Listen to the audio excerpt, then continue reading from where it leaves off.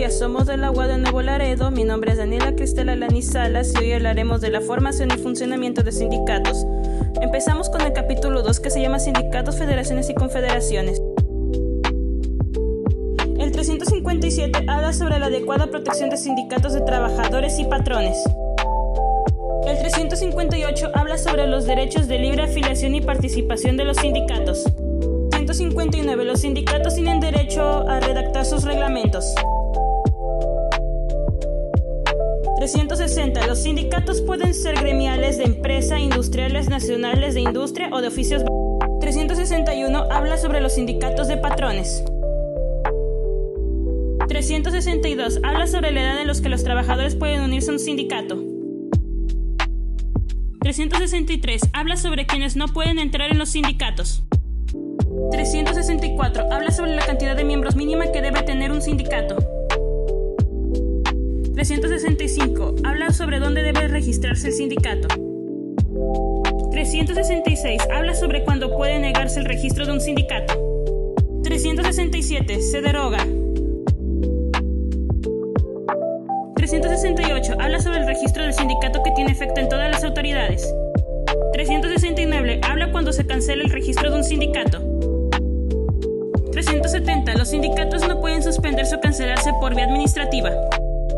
371. Habla sobre qué contienen los estatutos de los sindicatos. 372. Habla sobre que los trabajadores extranjeros no formarán parte de la directiva de un sindicato. 373. La directiva de un sindicato deberá rendir cuentas completas y detalladas de la administración del patrimonio. 174. Habla de que los sindicatos, federaciones y confederaciones son personas morales. 375. Los sindicatos representan a sus miembros en la defensa de los derechos individuales. 376. La defensa de un sindicato se ejercerá por su secretario general. 377. Habla de las obligaciones de los sindicatos. 378. Habla de las prohibiciones que tienen los sindicatos. 179. Habla sobre qué disolver a un sindicato.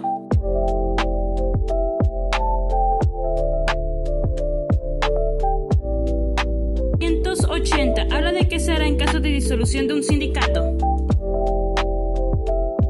381. Habla de que los sindicatos formarán federaciones y confederaciones. 382. Habla sobre la salida de los miembros de federaciones y confederaciones. 383. Habla sobre los estatutos de las federaciones y confederaciones. 384. Habla sobre el registro ante la autoridad real de las federaciones y confederaciones. 385. Habla sobre lo que las federaciones y confederaciones remitirán. En el artículo 357, los trabajadores y patrones tienen el derecho de formar organizaciones sin necesidad de autorización previa. En el artículo 357 bis, las organizaciones de trabajadores y patrones, así como sus federaciones y confederaciones, tienen personalidad jurídica sin restricciones. En el artículo 359 se redactan los estatutos y reglamentos, se eligen representantes, se administran actividades y se definen su programa de acción. En el artículo 361 se establece que los sindicatos de patrones pueden ser por actividad o por nacional. En el artículo 363, los trabajadores de confianza no pueden formar parte de los sindicatos de los trabajadores generales. En el artículo 365, los sindicatos deben registrarse ante el Centro Federal de Conciliación y Registro Laboral. En el artículo 365 bis se debe hacer pública la información sobre los sindicatos, que cualquier persona puede consultar los registros sindicales en línea, que el registro sindical debe contener datos básicos. En el artículo 367 se deroga. En el artículo 369, el registro solo se puede cancelar en caso de disolución o por no cumplir con los requisitos legales. En el artículo 371, los estatutos sindicales deben contener cierta información como la denominación, domicilio, objeto, etc. En el artículo 371 bis se establece un sistema de verificación para las elecciones sindicales que certifiquen su legalidad y realicen un recuento si hay dudas sobre la documentación. En el artículo 373 se obliga a los sindicatos a rendir cuentas cada 6 meses sobre la administración de su patrimonio. En el artículo 375 se señala que los sindicatos son los que representan a sus miembros en defensa de sus derechos. En el artículo 377 se enumeran las obligaciones de los sindicatos, como proporcionar informes a las autoridades legales.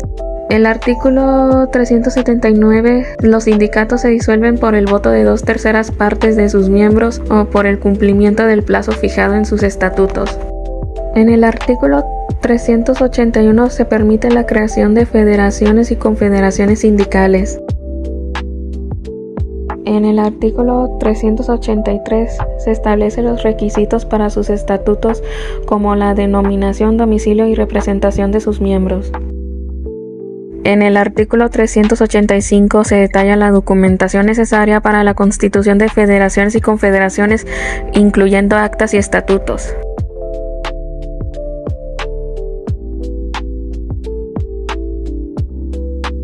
Contrato colectivo de trabajo. Es un convenio entre sindicatos y empleadores para establecer condiciones laborales. Se garantiza la negociación colectiva mediante el voto libre, personal y secreto de los trabajadores sin afectar a las actividades laborales. Registro de sindicatos. Las federaciones y confederaciones sindicales deben registrarse ante la autoridad registral cumpliendo con la normativa correspondiente.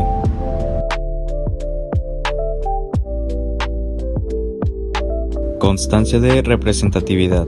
El empleador debe firmar un contrato colectivo con el sindicato que lo solicite, siempre que cuente con la constancia de representatividad emitida por el Centro Federal de Conciliación y Registro Laboral. Para obtenerla, el sindicato debe contar con el respaldo del 30% de los trabajadores. Elementos esenciales del contrato. Número 1. Nombres y domicilios. Número 2. Duración. Número 3. Jornadas y descansos. Número 1. Nombres y domicilios. Número 2. Duración. Número 3. Jornadas y descansos. Número 4. Salarios y pago. Y con el número 5. Capacitación. Diversos sindicatos en una empresa. Número 1. El contrato será con el sindicato que obtenga más votos. Número 2. Si hay sindicatos gremiales, pueden firmar en conjunto si hay acuerdo, si no, cada uno firma por separado. Número 3. Los sindicatos gremiales podrán celebrar contratos si tienen mayoría en su profesión. El contenido del contrato colectivo debe incluir condiciones laborales como jornadas, salarios y beneficios, requisitos de afiliación del sindicato y compromiso de la empresa en formación y capacitación. Registro de contratos colectivos. Debe realizarse por escrito en 3 ejemplares y registrarse ante el Centro Federal de Conciliación y Registro Laboral. Una vez registrado, el contrato es legalmente obligatorio para ambas partes. Comisiones mixtas. El contrato puede incluir comisiones mixtas con funciones sociales y económicas.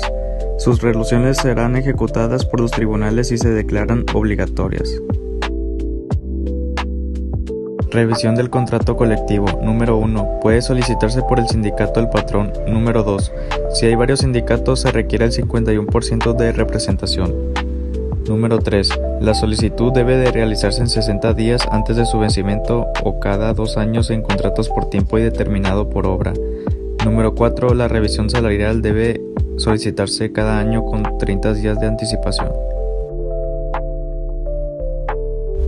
Transparencia en contratos. Los contratos colectivos registrados son públicos y accesibles conforme a la Ley General de Transparencia y Acceso a la Información Pública. La autoridad registral debe expedir copias cuando se soliciten. Buenos días, mi nombre es Carlos y en esta ocasión les hablaré acerca del contrato colectivo del trabajo, así como de otros temas relacionados. En el contrato colectivo del trabajo se nos dice en el artículo 399 que las modificaciones deben ser aprobadas y registradas en un máximo de 3 días hábiles. En el 400 se nos dice que si no se solicita revisión y se ejerce el derecho de huelga, el contrato se renueva automáticamente. Y que cada 2 años los trabajadores deben votar en forma libre y secreta sobre su revisión. En el 401 dice que el contrato termina por acuerdo mutuo, finalización de obra o cierre de la empresa. En el 402, si el patrón se separa del sindicato, el contrato sigue vigente. Y por último, 403. Si el sindicato desaparece, las condiciones laborales se mantienen. En el contrato ley se dice que es un acuerdo obligatorio entre sindicatos y patrones para regular condiciones laborales en una industria. También se dice que debe ser aprobado por la mayoría y dura máximo 2 años. Dice que un contrato colectivo puede convertirse en contrato ley si se cumplen los requisitos. También nos habla que se revisa anualmente en salarios y se renueva automáticamente si no hay cambios. Solo termina por acuerdo mutuo. Los trabajadores y empresarios de la industria textil firman un acuerdo sobre salarios y condiciones laborales que beneficia a todos. Piden que se convierta en contrato ley, lo que significa que todas las empresas del sector deben cumplirlo. Puede durar hasta 2 años. Los salarios se revisan cada año y sigue vigente si no hay cambios. Solo se modifica o termina si ambos lados están de acuerdo. Reglamento Interior de Trabajo. Se nos dice en el artículo 422 que regula normas laborales sin incluir aspectos técnicos o administrativos. En el 423 dice que establece horarios, pagos, seguridad, licencias y sanciones disciplinarias. Finalmente, en el 424 se elabora por una comisión mixta y debe registrarse oficialmente. Puede ser impugnado si contradice la ley. La Ley Federal del Trabajo regula las relaciones laborales en México, protegiendo los derechos de los trabajadores y patrones. El artículo 426 se enfoca en la duración de los contratos laborales y su relación con la naturaleza del trabajo a realizar. El artículo 427 establece las características de los contratos de trabajo por tiempo indefinido y las circunstancias bajo las cuales pueden ser terminados. El artículo 428 detalla las formas de terminación en los contratos del trabajo y señala las obligaciones para los patrones. El artículo 429 menciona las causales específicas que permitan la rescisión de un contrato de trabajo por parte del patrón. El artículo 430 detalla los derechos que poseen los trabajadores en la terminación de sus contratos y procesos de inmediación. El artículo 431 define las obligaciones de los patrones en relación con la notificación de la terminación del contrato al trabajador. El artículo 432 se centra en el procedimiento que se debe seguir para la reclamación de los derechos laborales tras la rescisión del contrato. El artículo 433 establece que la relación del trabajo puede ser modificada por el patrón con la autorización del trabajador siempre y cuando no afecte sus derechos. En el artículo 434 se señala que el patrón no puede hacer modificaciones que perjudiquen las condiciones de trabajo acordadas previamente, a menos que haya un acuerdo mutuo. El artículo 435 menciona que cualquier cambio en relación laboral debe ser documentado por escrito para que ambas partes tengan constancia del nuevo acuerdo. Según el artículo 436, si el patrón realiza modificaciones unilaterales sin el consentimiento del trabajador, éste puede solicitar una reinstalación o rescisión del contrato. El artículo 437 establece que el trabajador tiene derecho a recibir su salario y cualquier modificación ante este debe ser consensuada por ambos, patrón y trabajador. Por último, el artículo 438 menciona que la ley asegura cualquier modificación en el contrato laboral no afecte los derechos adquiridos por el trabajador. En conclusión, los artículos del 426 al 408 menciona que la ley asegura cualquier modificación en el contrato laboral no afecte los derechos adquiridos por el trabajador. En conclusión, los artículos del 426 al 438 de la Ley Federal del Trabajo regulan las modificaciones de la relación laboral, asegurando que ésta sea consensuada y documentada, protegiendo los derechos. Hola, soy Anet Chávez y les voy a hablar sobre el tema de las huelgas. La huelga es la suspensión temporal del trabajo llevado a cabo por una coalición de trabajadores. Para los efectos de este título, los sindicatos de los trabajadores son coaliciones permanentes. La huelga puede abarcar a una empresa o uno o varios establecimientos. La huelga debe limitarse al mero acto de la suspensión del trabajo.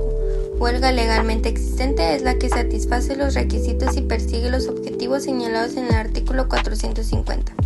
La huelga es ilícita cuando la mayoría de los huelguistas ejecutan actos violentos contra las personas o las propiedades, y en caso de guerra cuando los trabajadores pertenezcan a establecimientos o servicios que dependan del gobierno. Huelga justificada es aquella cuyos motivos son imputables al patrón. La huelga es la causa legal de la suspensión de los efectos de la relación de trabajo por todo el tiempo que dure. El ejercicio del derecho de la huelga suspende la tramitación de los conflictos colectivos de la naturaleza económica pendientes ante el tribunal y de las solicitudes que se presenten, salvo que los trabajadores sometan el conflicto a la decisión del tribunal. No es aplicable lo dispuesto en el párrafo anterior cuando la huelga tenga por el objetivo el señalado en el artículo 450, fracción 6. El tribunal y las autoridades civiles correspondientes deberán hacer respetar el derecho de la huelga, dando a los trabajadores las garantías necesarias y prestándoles el auxilio que soliciten para la suspensión del trabajo. Siguiendo con el tema de la huelga, ahora les voy a hablar un poco sobre los objetivos de ella. Es más que nada lograr el equilibrio entre los factores de producción, armonizando los derechos laborales y del capital, conseguir la celebración y revisión del contrato colectivo de trabajo, exigir el cumplimiento del contrato colectivo o contrato ley en caso de violación y exigir el cumplimiento de las disposiciones legales sobre participación de utilidades. El siguiente subtema tenemos la suspensión de trabajos. Esto es más que nada pues cuando la huelga debe de tener uno o más de los objetivos establecidos en el artículo 450. La suspensión debe ser realizada por la mayoría de los trabajadores, así como pues se deben de cumplir los requisitos establecidos en el artículo 920 de la ley. Algunos servicios esenciales durante la huelga pueden ser pues los medios de transporte como autobuses, trenes, aviones, etc. En ruta deben llegar a su destino. También incluyen pues los hospitales y clínicas que deben seguir atendiendo a los pacientes hasta que puedan ser trasladados. Y ya para finalizar con este tema tenemos el artículo 469 que pues más que nada por acuerdo entre los trabajadores y los patrones pues se finaliza la huelga. Si el patrón acepta las demandas de los trabajadores y paga los salarios no percibidos por laudo arbitral de una persona o comisión elegida por las partes, por sentencia del tribunal si el conflicto es sometido a su decisión.